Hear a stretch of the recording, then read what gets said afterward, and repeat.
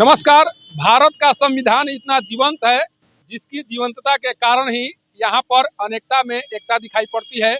और इसी जीवंत संविधान के रचयिता बाबा साहब भीमराव अंबेडकर का आज महापरिनिर्वाण दिवस मनाया जा रहा है।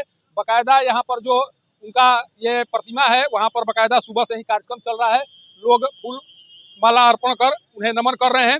उनके पद चिन्हों पर चलने का लोगों से आह्वान कर रहे हैं। हमारे साथ कुछ लोग हैं, कुछ अधिकारी हैं जिनसे बात कर जानने की कोशिश करेंगे कि परिनिर्वाण दिवस के अवसर पर लोगों को क्या संदेश देना चाह रहे हैं। जो बाबा साहब के द्वारा जो सपना देखा गया था, क्या वो सपना पूरा हो रहा है? कुछ इन्हीं मुद्दे पर बात करने के लिए हमारे साथ अभी कार्यपालक दंडाधिकारी चंद्रमा राम जी हैं। सबसे पहले इनसे पूछते हैं कि आज जो महापरिनिर्वाण दिवस मनाया जा रहा है, उस दिवस के अवसर पर क्या कुछ संदेश देना चाहेंगे लोगों को? सर, आज बाबा साहब का परिनिर्वाण दिवस मनाया जा रहा है, सर क्या कुछ संदेश देंगे आप? आज बाबा साहेब संविधान निर्माता देश रत्न बाबा साहेब की पुण्यतिथि है।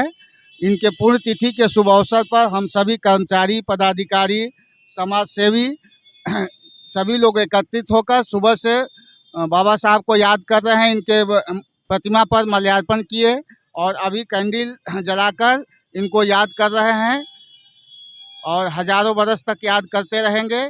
इनके पद चिन्हों पर चलने का शपथ ले रहे हैं हम सभी लोग। इसी कड़ी में हम सभी लोग आज उपस्थित हैं। देखिए, ये थे कार्यपालक दंडाधिकारी जिनका कहना था कि जो मार्ग दिखाया गया है उसी मार्ग पर चलने के लिए हम लोगों से आह्वान कर रहे हैं कि आप भी चलें, ताकि जो सपना सजाया गया था उनके द्वारा वो सपना पूरा हो सके। हमारे साथ अभी एक कामरेड, जिनको हम लोग कामरेड जी कहते हैं, जो भाकपा माले से जुड़े हुए हैं, काफ़ी चर्चित चेहरा है। हमेशा इस तरह के कार्यक्रम में भाग लेते रहते हैं और लोगों को एक संदेश देते रहते हैं कि भाई आप भी इस तरह के कार्यक्रम में शिरकत करें और जो सपना है, इस तरह के जो हमारे जो धरोहर है, उनका जो सपना है उसे साकार करते चलें। अशोक जी, आप क्या संदेश देना चाहेंगे? चूंकि जिस उद्देश्य से बाबा साहब के द्वारा संविधान की रचना की गई थी, वो उद्देश्य कहीं फलित होता हुआ दिखाई पड़ रहा है। देखिए, बाबा साहेब देश का रत्न थे और बाबा साहेब ने देश को एकजुट किया, समानता का आधार बनाया संविधान में। आज जो है हम देखते हैं कि उनके संविधान को जितना लागू होना चाहिए वो नहीं हुआ है, बल्कि बदला जा रहा है। तो हम चाहते हैं कि समानता मुल्क के समाज के निर्माण का जो सोच था, हर क्षेत्रों में समानता हो, सुख और चैन से लोग यहाँ भारत के लोग जो है खुशहाल रहें, ऐसी उनकी सोच था। हम उनके सोच के भारत बनाना चाहते हैं और हम चाहेंगे जो है कि हम सब लोग मिल के उनके जो सोच था, सपना था, उनको हम पूरा करें। इसलिए हम लोग संघर्ष कर रहे हैं और आज याद कर रहे हैं बाबा साहेब को। अच्छा, आप कभी भी सुनते होंगे कि आज भी लोग भूखे मर रहे हैं, आज भी बदहाली की स्थिति में जी रहे हैं। जब आप इस तरह की बातों को सुनते हैं, कैसा लगता है आपको?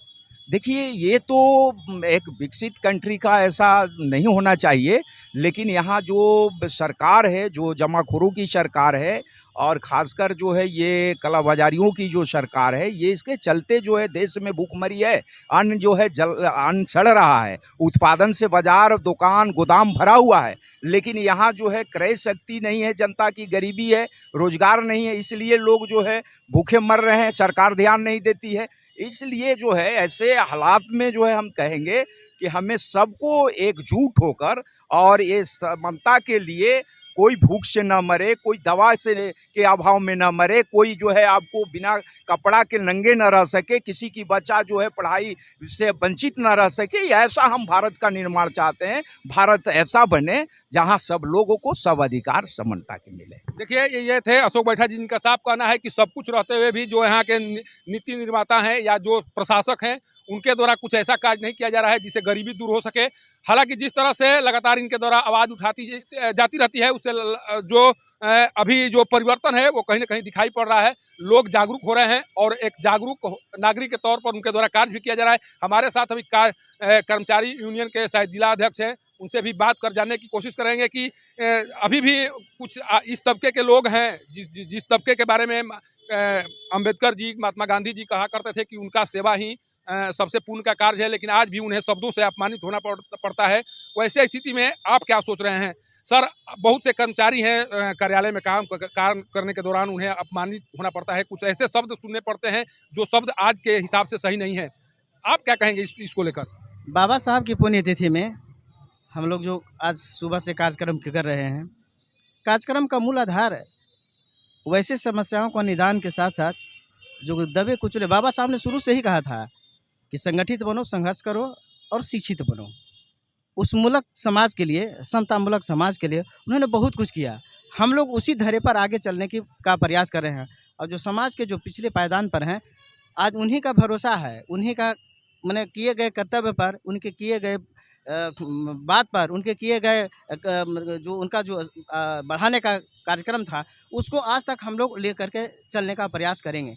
जहाँ तक रह गई बात बढ़ाने का, काम कराने का, तो काम कराने के लिए जो समस्याएं आ रही हैं, भारतीय संविधान के तहत जो दायरा बनाया हुआ है, उस दायरे के तहत हम लोग आगे के माने का कार्रवाई किया जा रहा है और कार्य करेंगे भी। हम सबों का यह कर्तव्य बनता है कि जो व्यवस्थाएं बन रही है या उसमें जो दबे कुचले के लोग हैं, उन सबको इसके बारे में जानकारी रखनी है कि हाँ, हमको कहाँ तक आगे बढ़ा सकेंगे। उसमें हम सभी, आप सबका भी सहयोग चाहेंगे ताकि उनके जो स्थिति है वो आगे से आगे बढ़े। और उनका मेन बेस भारतीय संविधान के जो बाबा साहब हुए, उन्होंने जो बताया है, बस उन्हीं के पद चिन्हों पर आगे बढ़ते हुए यह कार्य संभव हो सके। देखिए, सबका यही कहना है कि जो उनके द्वारा सपना देखा गया था, उस सपना को पूरा करने के लिए जो मार्ग उनके द्वारा बताए गए थे, उसी मार्ग पर चलकर उनके सपनों को साकार किया जा सकता है। सपना साकार होगा तभी एक स्वच्छ लोकतंत्र का निर्माण होगा। और जिस तरह से संविधान में छेड़छाड़ की बात सामने आ रही है, अगर उसी तरह के आरोप लगते रहे तो लोकतंत्र तो खतरा में पड़ेगा ही, एक सुंदर भारत का निर्माण भी नहीं हो सकेगा। सासाराम से पब्लिक न्यूज़ के लिए सत्येंद्र चौबे की रिपोर्ट।